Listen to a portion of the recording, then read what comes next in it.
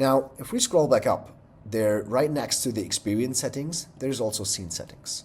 So once again, we can give a name to the scene. Let's call it the main scene, because this is where we start. That's the main scene.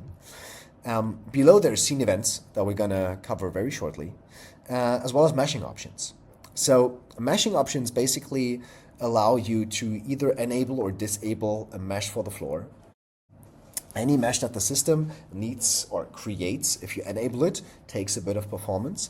So we want to give you the ability to decide if your experience is rather on the heavy side of things, and therefore you rather disable stuff like floor mesh or also the whole world meshing, or if you enable it.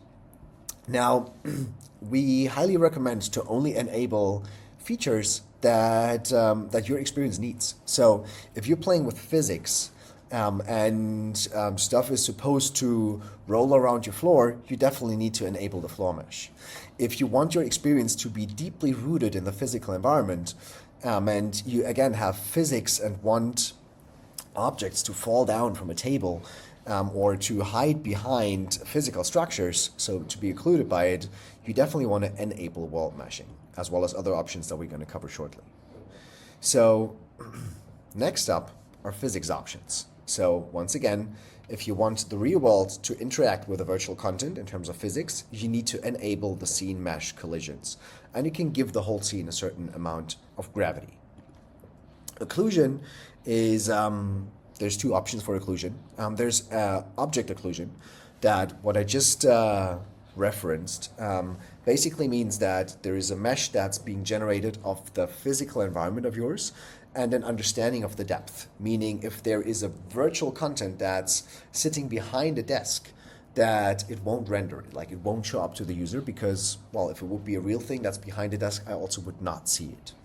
Once again, takes up some performance. Specifically, object occlusion also only works on LiDAR-enabled devices, but it can really help to create and increase specifically the realism of your experience. So if you want to make use of that, just enable it over here.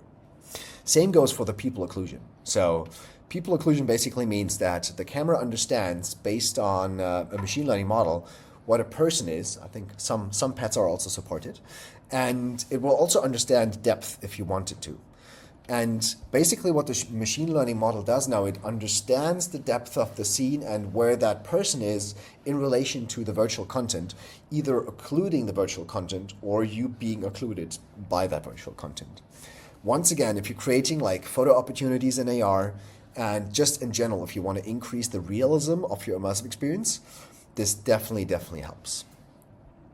Below, you'll find post-processing effects, which once again, we'll cover shortly once we dive into the materials as well as the events section, which you find down there.